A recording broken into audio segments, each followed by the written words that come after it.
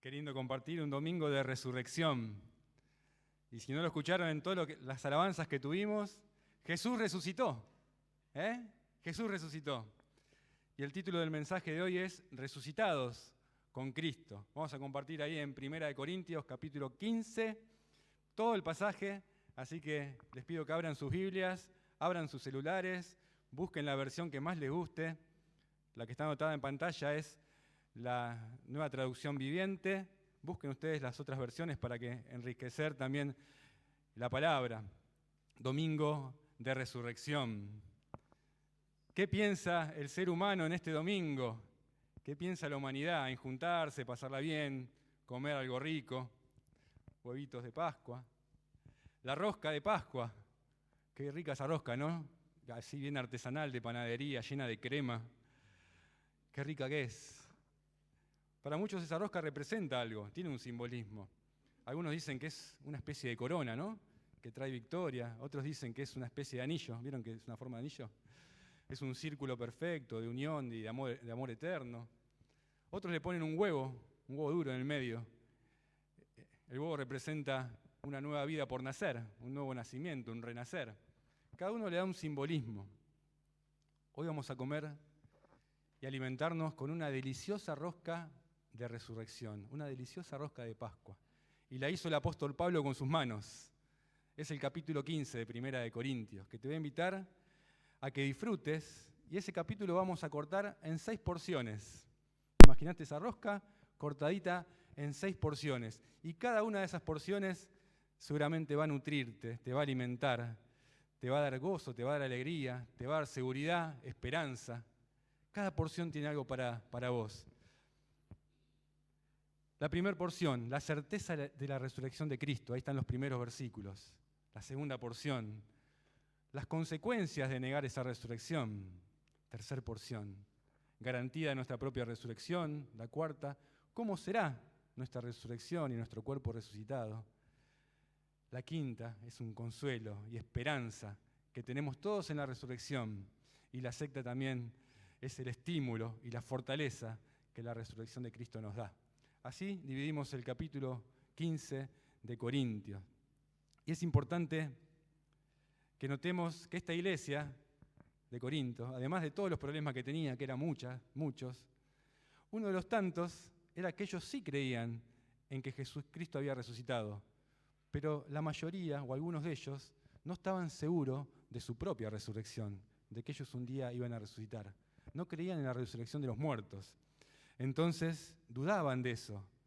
Pablo les hace ver en este capítulo, y se esfuerza por demostrar, que una cosa está conectada con la otra, que sin la resurrección de los muertos, Cristo no hubiese resucitado. Y si Cristo no hubiese resucitado, el cristianismo no tendría ningún sentido. Recordemos también que esta iglesia estaba en Grecia, ¿no? Estaba influenciada por los filósofos griegos de la época y de siglos anteriores. Por ejemplo, Platón vivió 5 siglos antes que el apóstol Pablo. Y estaban influenciados por ellos, por sus pensamientos. Ellos creían que el cuerpo físico, que este cuerpo material, el cuerpo humano, pensaban que era malo. Que era una especie, cuando la gente se moría, era una especie de liberación para el alma. Porque el cuerpo era malo. Estaba el alma atrapada ahí, uno se moría y el alma era libre. Así pensaban, ellos tenían en su mente. Por eso un pensador decía: ¡ay, qué larga es esta vida! ¡Qué duros estos desiertos! Esta cárcel, estos hierros en que el alma está metida. Solo esperar la salida me causa dolor tan fiero que muero porque no muero. Así contemplaban al cuerpo, una prisión para el alma. Por eso es que para ellos pensar en la resurrección era una doctrina que no tendría ningún sentido. ¿Para qué uno va a resucitar? Para de vuelta meter al alma en su prisión. Entonces estaban ellos pensando así. Algunos de la iglesia tenían esa influencia cultural. Y Pablo les hace ver que la resurrección de los muertos es una doctrina esencial. Y para probar eso empieza su proceso de argumentación. Y ahí vamos a la primera porción de la rosca de resurrección de Pascua. La certeza de la resurrección de Cristo. Versículos 1 al 4 dice: amados hermanos, permítanme recordarles algo. Algo que ya les prediqué, el Evangelio, que ustedes recibieron con gusto. ¿Cuál es ese Evangelio? La buena noticia que los salva, que Cristo murió por sus pecados, fue enterrado y al tercer día resucitó. Ahí está el elemento que separa el cristianismo de cualquier otra religión. Las demás religiones te pueden dar buenos consejos que ayudan de alguna manera a conectar a las personas con Dios, buenos consejos para que tengamos vidas beneficiosas, buenas, beneficiosas para uno, ser de beneficios para los demás. Pero el Evangelio no es un buen consejo, el Evangelio es un anuncio. Es el anuncio de lo que Dios ya hizo, es el anuncio de la noticia de que Cristo, siendo Dios, se hizo hombre, vivió como hombre, vivió en obediencia perfecta a la ley moral de Dios, eso quiere decir sin pecado. Murió en la cruz por tu lugar y por el mío, que nosotros merecíamos porque sí vivíamos en desobediencia a la ley moral de Dios, y que Él resucitó y que nos dio vida eterna. Eso es el Evangelio, es la noticia de la obra de Cristo por cada uno de nosotros. Y déjenme decirles algo, si alguien pudiera probar a ciencia cierta algunos de estos puntos del Evangelio, si alguien lo pudiera probar, que no es cierto, que es falso y que es mentira, el Evangelio perdería completamente toda razón de ser. No tendría ningún sentido. Y ahí el esfuerzo de Pablo en demostrar que la resurrección de Cristo es una parte fundamental del Evangelio y es un hecho incuestionable de la historia. Porque la vida de Cristo no la podían negar, porque está comprobado por la historia que Jesús nació, que Jesús vivió, que dio un ejemplo increíble de vida, que no tuvo pecado. Pero a lo largo de la historia, el diablo ha tratado de hacer dudar acerca de la resurrección, que tal vez es lo más difícil de comprobar. Versículos 5 al 10, Pablo pasa a demostrar que la resurrección es verdadera, que hay certeza absoluta para confiar en que Cristo resucitó. En cualquier tribunal humano, el testimonio de los testigos oculares es de vital importancia. Cuando se juzga un caso, hace poco, esta semana, el país resolvió un caso que hacía 20 años que estaba dando vuelta en Argentina y se falló a favor y se condenó al culpable. El testimonio de los testigos fue importantísimo para que ese caso se resuelva. En los tiempos bíblicos, dice la palabra que con el testimonio de 2 o 3 era suficiente para probar algo. El tribunal humano se basa mucho en los testimonios de las personas y sobre todo cuando puede constatarse que esas personas tienen un sano equilibrio mental, que tienen una integridad probada, que son personas respetadas y además cuyo testimonio puede corroborarse con el testimonio de otras personas que dicen lo mismo. Ese testimonio se fortalece aún más si nosotros vemos que esas personas están dispuestas a todo, están dispuestas a padecer cualquier clase de sufrimiento, incluso la muerte, por mantener fielmente la versión de los hechos. Y eso fue exactamente lo que ocurrió con esta larga lista de testigos que menciona ahí el pasaje. Sucedió exactamente eso.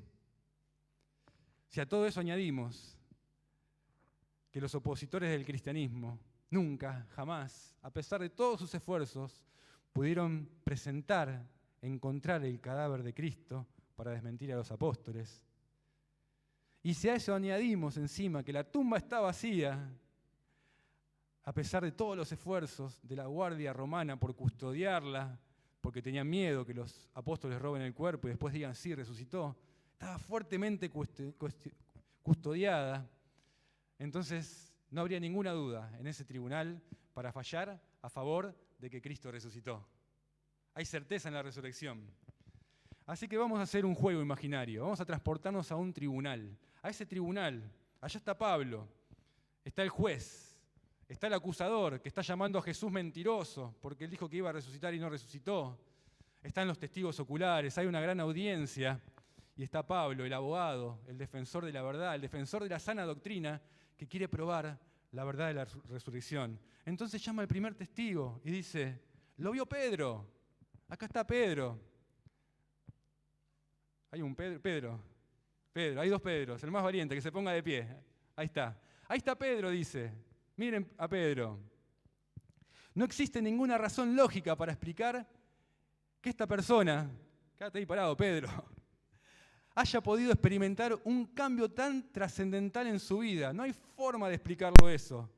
En los últimos capítulos de los Evangelios vemos a esta persona, una persona con miedo, una persona temerosa, una persona que cuando la cosa se puso fea, negó al Señor, se escondió, cobarde, que vuelve a sus negocios, a sus asuntos, porque él pensaba que todo se había acabado con la muerte de Cristo. Vuelve a la pesca. Y poquito tiempo después, allá en los primeros capítulos del libro de los Hechos, a esta misma persona la vemos llena de coraje, llena de valor, llena de convicción y de poder para proclamar el Evangelio a toda criatura. ¿Qué ocurrió en la vida de Pedro? ¿Qué ocurrió en tu vida, Pedro? Y Pablo responde, él vio a Cristo resucitado. No solo Pedro, dice, lo vieron los 12 apóstoles. No sé si están todos los 12, pero se puede poner de pie. Mateo, Felipe, Tomás, Andrés. ¿Qué me olvido? ¿Hay algún Juan? ¿No hay ningún Juan? ¿No hay ningún... Bueno, Bartolomé menos. Pónganse de pie algunos más para completar los 12. Pónganse de pie, aunque no te llames Bartolomé ni 12. No han faltado a través de la historia personas que han querido desestimar el testimonio de estos 12. Se han esforzado para decir que estos apóstoles están mintiendo, que se robaron el cuerpo de Cristo para después decir que Él resucitó de los muertos. Bueno, esa difamación, dice Pablo, déjenme decirle que no encaja con los hechos.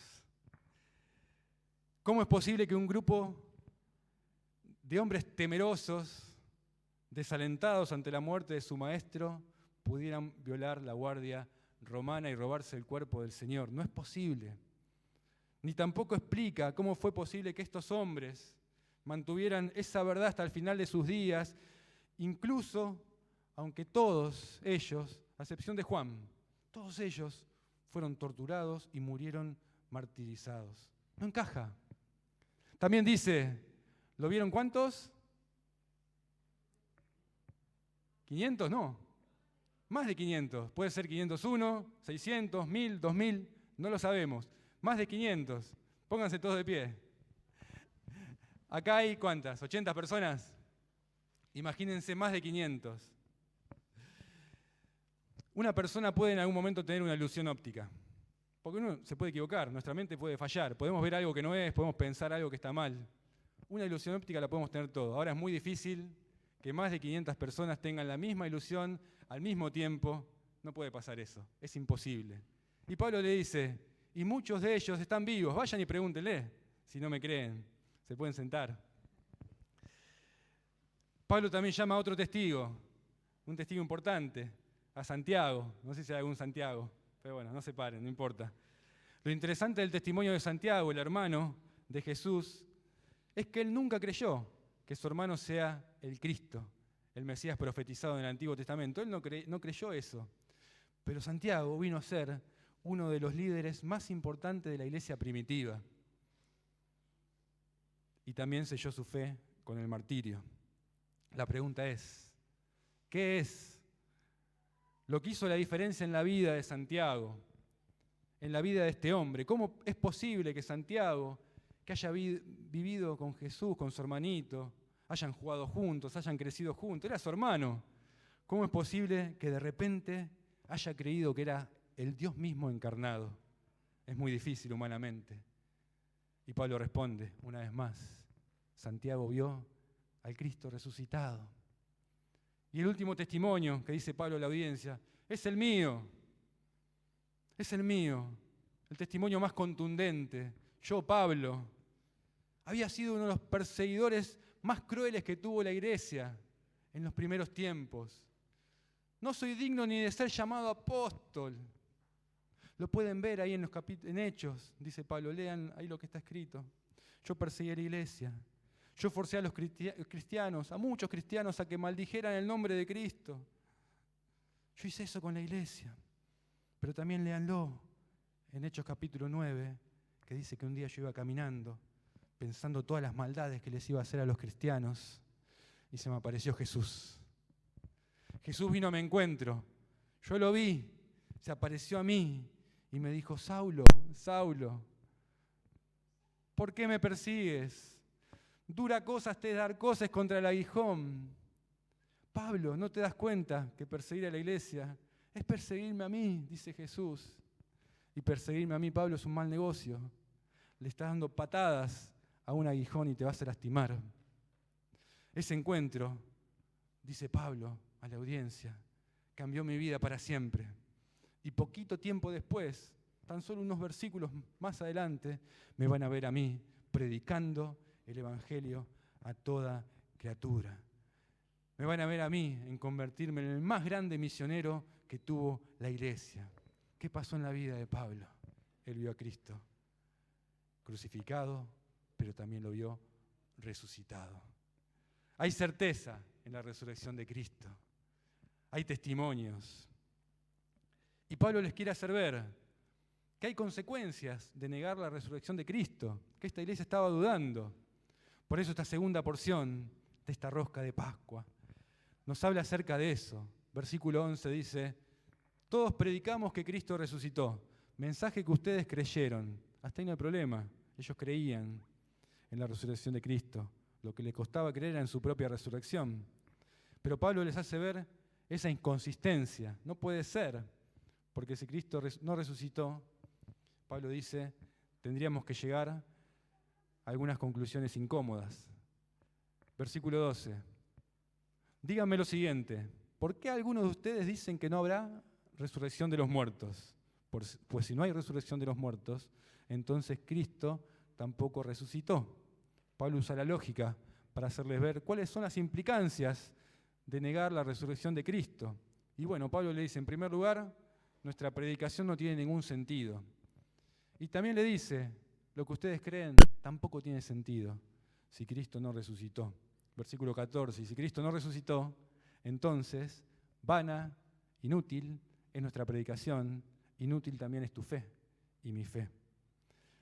Mis hermanos, si Cristo no resucitó, estamos acá, podría decir una palabra vulgar para que se entienda bien, estamos acá perdiendo el tiempo. Estamos acá, vos y yo, al divino botón. Vana es nuestra fe, vana es nuestra predicación. El cristianismo no tiene ningún sentido sin la resurrección de Cristo. Pero otra consecuencia también de negar la resurrección de Cristo es que Pablo le dice, nosotros, los apóstoles, los que le estamos contando, los que escribimos las cartas y la Biblia, seríamos unos mentirosos. Versículo 15 dice, estaríamos mintiendo acerca de Dios porque hemos dicho, les hemos contado, que Dios lo levantó de los muertos, que Dios levantó a Cristo de la tumba. Seríamos unos mentirosos. Y cualquiera que leyó el Nuevo Testamento, aunque sea rápidamente, una lectura veloz y superficial, va a llegar a la conclusión que no fue escrito por un grupo de charlatanes y mentirosos. No, claro que no. Pero ¿saben una cosa? Esa es la conclusión inevitable que deberíamos llegar si la resurrección de Cristo no fuera cierta. Si Cristo no resucitó, tendríamos que concluir que fue escrito por un grupo de charlatanes y mentirosos. Porque las enseñanzas del Nuevo Testamento acerca de la resurrección de Cristo permea a toda la Biblia. Y si Cristo no resucitó, los apóstoles estarían mintiendo y no tendríamos ninguna razón de apreciar sus escritos, no tendríamos ninguna razón por seguir sus consejos. Pero una vez más, debemos recordar todo el sufrimiento que estas personas estuvieran dispuestos a padecer para mantener y defender el mensaje que predicaban. Ese espíritu de sacrificio, de entrega incondicional, no es la clase de material del que están hechos los charlatanes y mentirosos. Por otra parte, si Cristo no resucitó, no hay posibilidad de salvación para nadie. Y eso lo pasa a desarrollar Pablo en el versículo 16. Y dice, si no hay resurrección de los muertos, entonces Cristo no ha resucitado. Y si Cristo no ha resucitado, entonces la fe de ustedes es inútil y todavía son culpables de sus pecados. No hay salvación. Y en ese caso, dice, todos los que murieron creyendo están perdidos. En otras palabras, un Salvador muerto y enterrado no puede salvar a nadie. Por lo tanto, todos los que murieron amparados en esa promesa vivieron aferrados a una mentira. Siguen tan muertos como cualquier incrédulo. Y además Pablo le dice, si Cristo no resucitó, los cristianos seríamos los más dignos de lástima de todo el planeta. Lo dice en el versículo 19. Y si nuestra esperanza en Cristo es solo para esta vida. Estas personas seguían a Cristo en esas vidas, pero no creían que iban a resucitar ellos con sus cuerpos. Si nuestra esperanza es solo para acá, dice Pablo, para esta vida, somos los más dignos de lástima del mundo. Sin la resurrección de Cristo, mi querido hermano, mi querido amigo, seríamos los más dignos de pena de todo el mundo entero. Algunas personas pueden decir cosas buenas del cristianismo, ¿no? Pero negando al mismo tiempo sus doctrinas fundamentales. Tal vez dicen, bueno, no importa si el debate, si Jesús era Dios o no era Dios, no importa si Él resucitó de los muertos o no resucitó, lo importante fue el ejemplo de vida que nos dejó, las enseñanzas que son dignas de ser imitadas y dignas de ser practicadas. Y Pablo le dice, no, si Cristo no resucitó, si Cristo no fue quien Él dijo que sería, quien dijo que Él iba a ser el Mesías, el Salvador, si Él no fue la segunda persona de la Trinidad, el Dios hecho hombre, no existe mayor desgracia en el mundo entero que ser cristiano, si eso no fuera cierto. Porque andaríamos detrás de una ilusión y andaríamos detrás de una mentira. Además, Pablo le dice, versículo 30, sin la resurrección de los muertos, todo lo que están haciendo acá en la iglesia, ustedes, hermanos de Corinto, ustedes, mis queridos, de acá de esta iglesia también, todo su trabajo para el Señor, todo su servicio, todo lo que hacen, todo su esfuerzo, no tiene sentido. Dice, ¿y para qué nosotros a todas horas pondríamos en peligro nuestra vida? Dice Pablo. Pues les juro, amados hermanos, que todos los días enfrento la muerte. ¿Y qué valor hubo en luchar contra las fieras salvajes si no hay resurrección de los muertos? Si no hay resurrección, Pablo llega a esta inevitable conclusión que los quiere hacer ver. Si no hay conclusión, ¿qué dice? Abajo, comamos. ¿Qué dice? Comamos y bebamos, que mañana moriremos. Decía un filósofo, la vida no tiene sentido, la muerte termina con la existencia humana. Por lo tanto, lo mejor que tú puedes hacer para darle sentido a tu vida en cada instante es hacer lo que mejor te parezca y lo que mayor placer te dé. Ese es el pensamiento que había en esta época. Miren, si la muerte sería el fin de la existencia humana, no tiene caso alguno restringir ninguno de nuestros deseos. Vale todo. Bueno, pero yo igual, podés pensar, intentaría hacerle el bien a otros, ¿no? ¿Y quién dijo que hacerle bien a otros es mejor que hacerle mal a otros? ¿Quién lo dijo? Fue Dios el que puso la ley moral en el corazón de las personas que pueden determinar que algo que uno hace está bien o está mal. Pero si nosotros estamos acá por un puro accidente, por una casualidad del cosmos y del universo, ¿quién establece lo que fue mejor y lo que fue peor? Cada uno debería hacer lo que mejor le parece, lo que más placer le da, en este corto tiempo de vida que tenemos. Y esto me hace acordar de una charla que habíamos tenido en el trabajo hace unos años, cuando se escuchó la noticia de que había un asteroide que iba a pasar muy cerquita de la Tierra y que podría llegar a impactar el planeta. Entonces, medio en juego, medio en serio, salió la pregunta, ¿qué harías si hoy fuese el último día de tu vida?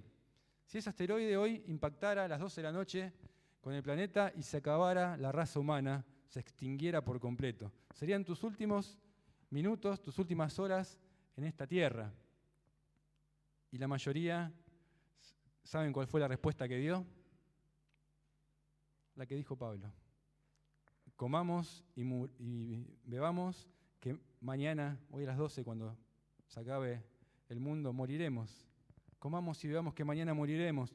Tengamos todo el mayor placer posible que podamos. Demos rienda suelta a todos los deseos reprimidos que tiene el ser humano.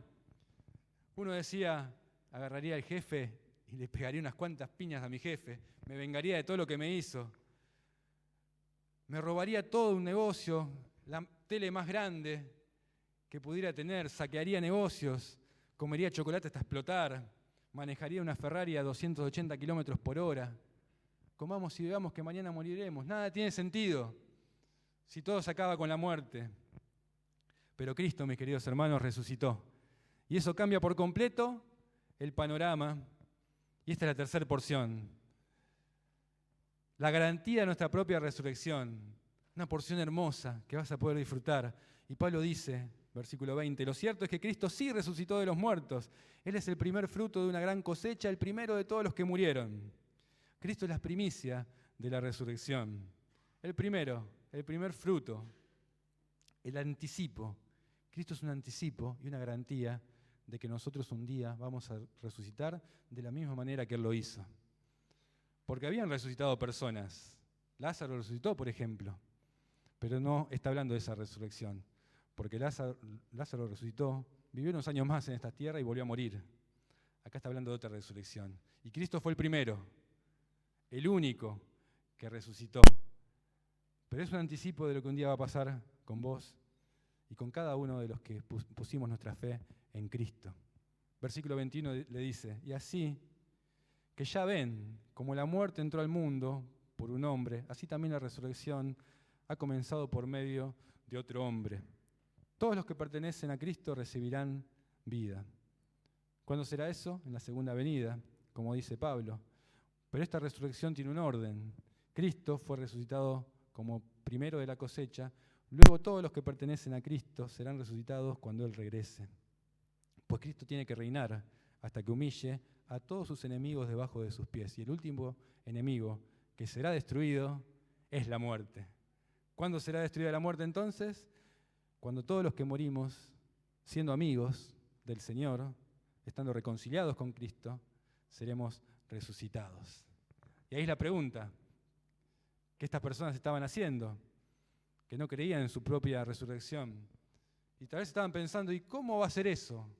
¿Cómo va a ser nuestro cuerpo resucitado? Y esta es la cuarta porción que Pablo nos explica. Y usa una figura de una semilla para ilustrar ese pensamiento que él quiere transmitir. Nuestros cuerpos experimentarán una transformación. Nuestros cuerpos resucitados serán transformados.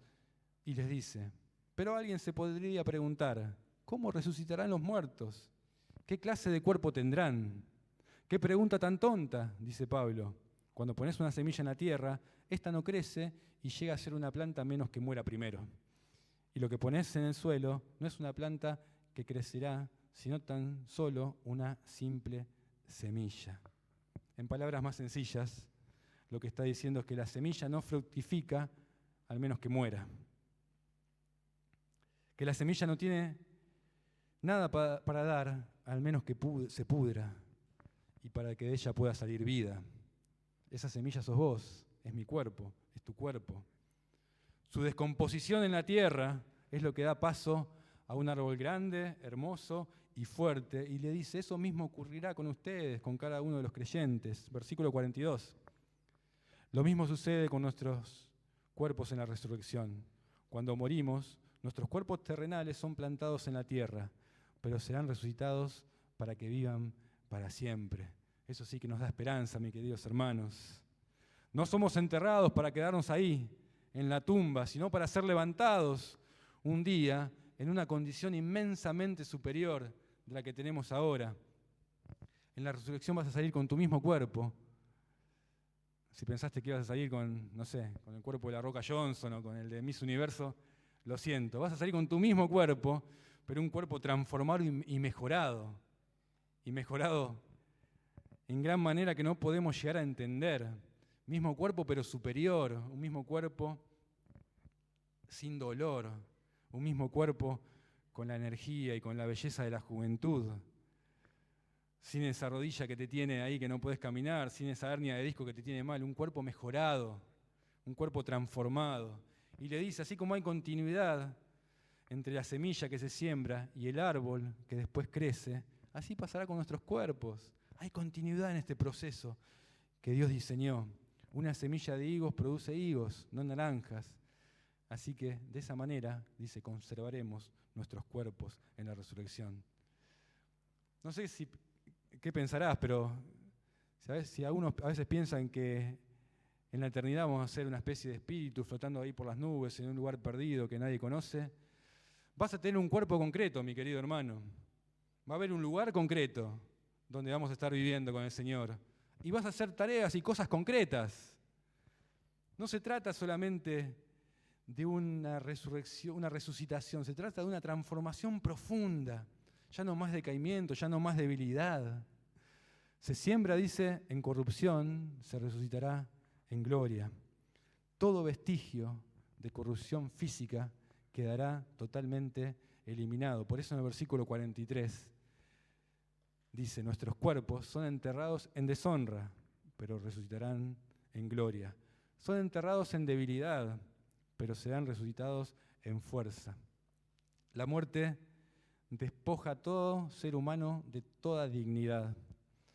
No importa quién hayas sido en esta vida, no importa cuántos títulos hayas obtenido en tu pasar por esta vida, no importa cuán abultada sea tu cuenta bancaria en dólares, no importa la belleza física que hayas tenido y que te hayas esforzado por mantener con cirugías, con alimentación, con gimnasio, nada de eso importa y todo ser humano será despojado de esa belleza.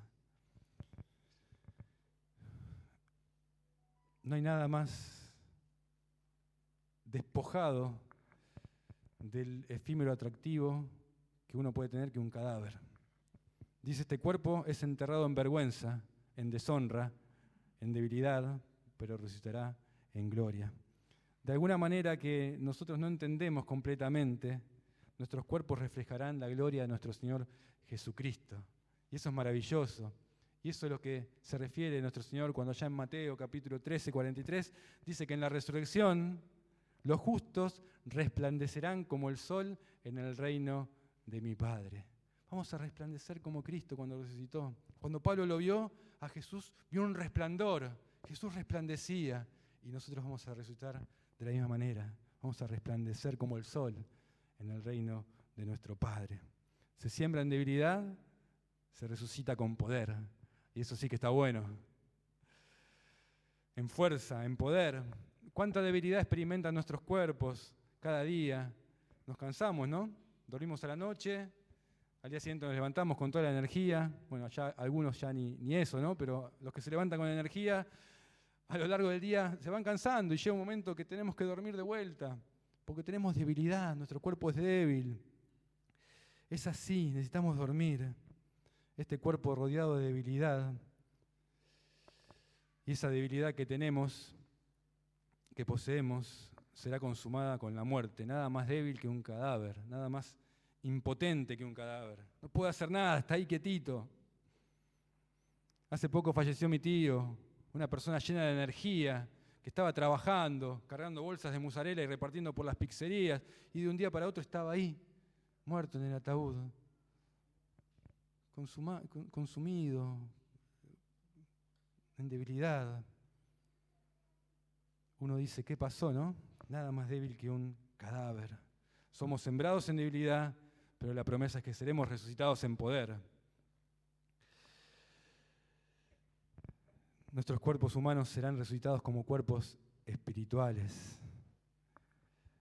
La idea acá de Pablo, en el versículo 44, es que nos dice que como hay un cuerpo natural, humano, preparado para vivir en esta tierra, también hay un cuerpo especial, porque este cuerpo no dura para siempre, pero el cuerpo que tendremos cuando resucitemos en Cristo durará para siempre. No será un cuerpo etéreo, inmaterial. Será un cuerpo adaptado para la vida futura. La esperanza que tenemos en Cristo nos da ánimo. Versículo 50 dice, lo que les digo es que nuestros cuerpos físicos no pueden heredar el reino de Dios. Estos cuerpos que mueren no pueden heredar lo que durará para siempre. Permítanme recordarles un secreto maravilloso, dice Pablo. No todos moriremos, pero sí todos seremos transformados, y esto será en un instante, en un abrir y cerrar de ojos.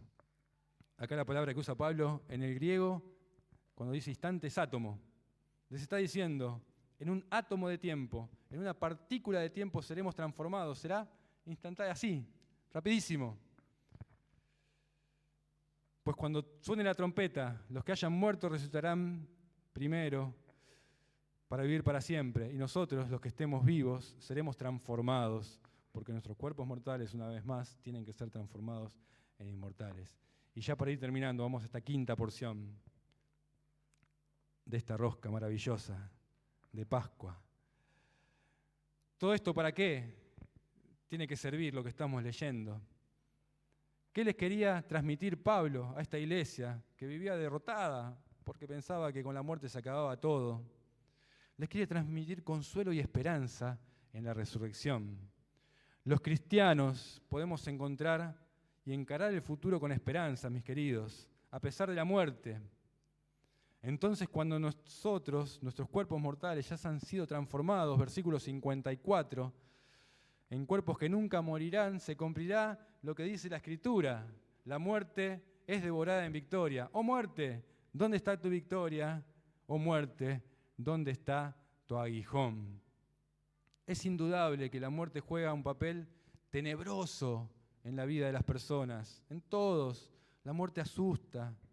La muerte es como una sombra que nos persigue a lo largo de toda nuestra existencia y que nosotros queremos eludir, evadir, no pensar en ellas, pero se encarga a veces de darte un dolor por acá, un dolor por allá, un análisis que te salió mal, algún valor que tenés mal, alguna enfermedad, algún accidente que pegó en el palo, tuyo o de otro, un funeral, como les compartí recién. Todo el tiempo la muerte está presente, a pesar de que no queramos pensar en ella. No sé qué haremos cuando nos tengamos que enfrentar nosotros con la muerte, porque todo nos va a pasar. Cuando mires a ese tirano cara a cara, no sé cuál va a ser tu reacción.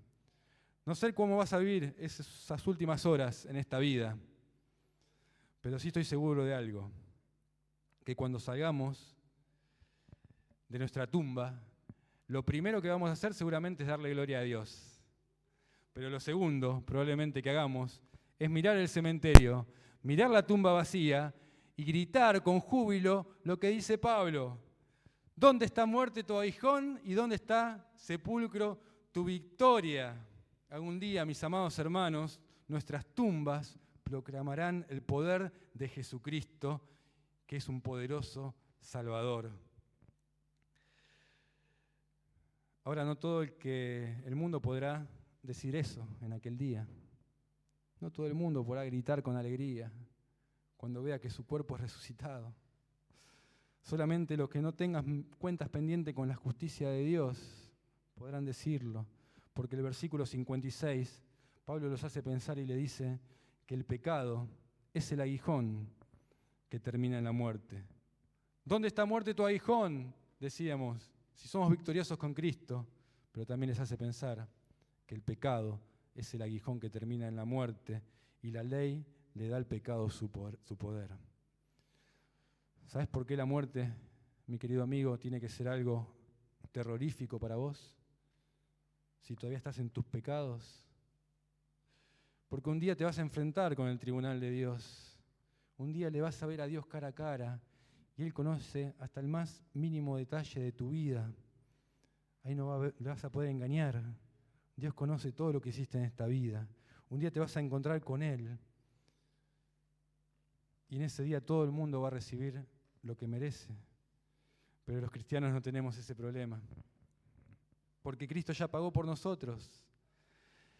Cuando nos presentemos delante de ese tribunal, allí va a estar Cristo, nuestro abogado, que va a decir, Él sí, violó en incontables veces la ley moral de Dios, tu ley moral, Dios, la violó un montón de veces.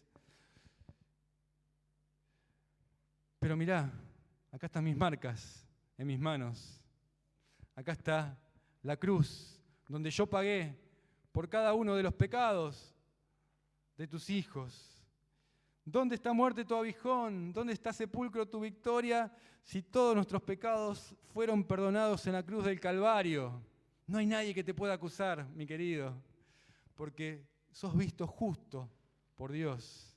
Y esa justicia con la que Dios te ve ahora, no es porque vos te vea que sos una buena persona, sino porque estamos revestidos, impermeabilizados con la justicia de Cristo en la cruz del Calvario. Versículo 57, y ya terminamos. Pero gracias a Dios, Él nos da la victoria sobre el pecado y la muerte por medio de nuestro Señor Jesucristo. Mi querido amigo, no te vayas de esta reunión. Yo oro por vos, oro por tu vida, oro por tu alma. No te vayas de esta reunión sin tener victoria sobre la muerte, porque no sabés qué pasará. No sabés si te vas de acá y llegarás a tu casa. Nuestra vida es frágil. Y vos te podés preguntar, ¿cómo hago eso? ¿Cómo puedo tener victoria sobre la muerte? Lo que dijo Pablo en esta carta, por medio de Jesús. Que Él ya venció. Él ya hizo la obra. Él ya pagó por tu rescate. Solo tenés que creerlo. Tenés que creerlo. Recibirlo con fe en tu corazón. Aceptar ese regalo maravilloso de la salvación, arrepintiéndote de tus pecados y decidiendo a partir de hoy seguirle a Cristo, seguirle a Él. No postergues esa decisión. No sabes qué va a pasar de tu vida. Como dijimos el viernes, lo que hoy decidas va a ser eco en la eternidad. Va a resonar por los siglos de los siglos. Lo que decidas en vida va a tener consecuencias eternas. Decidí por Cristo. Jugátela por Cristo, va a ser la mejor decisión que tomes en tu vida. Y esta última porción también nos habla a los que un día aceptamos a Jesús en nuestro corazón. La última, y ya terminamos. El estímulo y la fortaleza de la resurrección.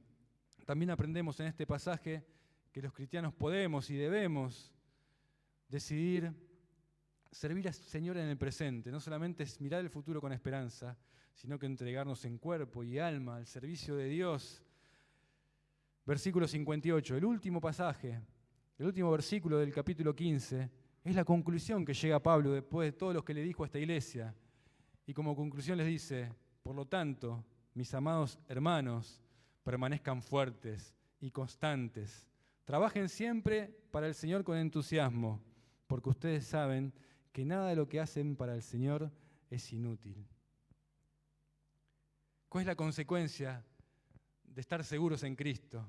De creer que Cristo resucitó, de creer que nosotros vamos a ser resucitados con Él, de tener esa esperanza gloriosa. La consecuencia de eso es vivir vidas de fortaleza, de esperanza, que nos ayuden a servir al Señor con entusiasmo. Trabajen para el Señor con entusiasmo, le estaba diciendo Pablo a esa iglesia, que estaba tan confundida y entre tantos problemas. Trabajar para el Señor. Como vimos, negar la resurrección de Cristo tiene sus consecuencias, pero creerla también las tiene. Pregúntate, hacete estas preguntas para vos. ¿Reflejás con tu vida que crees en la resurrección de Cristo? ¿Crees que tu vida es breve, que tu vida es corta? Que aquello que vale la pena es lo que hacemos para el Señor, lo que es eterno y duradero, lo que es para su gloria, para la expansión de su reino. ¿Crees eso? ¿Cómo estás viviendo tu vida cristiana? ¿Estás creciendo en la obra del Señor? ¿Estás poniendo tus dones, tus energías, tu tiempo, tu dinero para el reino del Señor? Para el servicio del reino. ¿Estás sirviendo a otros acá en la iglesia, en el barrio, en tu trabajo? ¿Estás sirviendo a otros? ¿Estás con tus ojos puestos en esta esperanza maravillosa? ¿O solamente estamos en lo material, en lo que se va, en lo que la polilla y el orín corrompen? Pensá, hacete estas preguntas. Que Dios habla a tu entendimiento, mi querido hermano, para que podamos ser consecuentes con la fe que profesamos y con lo que hacemos. Que sea evidente, se tiene que ver. La resurrección de Cristo se tiene que ver en tu vida. No es solamente creerla, se tiene que verla y los demás las tienen que ver. Que Dios nos bendiga, que Dios nos guarde. Gracias a Dios por esta resurrección maravillosa, por esta esperanza que tenemos, que no todo se acaba acá, en esta vida, sino que es para siempre. Que Dios te bendiga, que podamos compartir con nuestras familias este mensaje maravilloso de salvación, esta buena noticia, este evangelio que transforma vida, que hay poder en la resurrección de Cristo, poder para transformar vidas.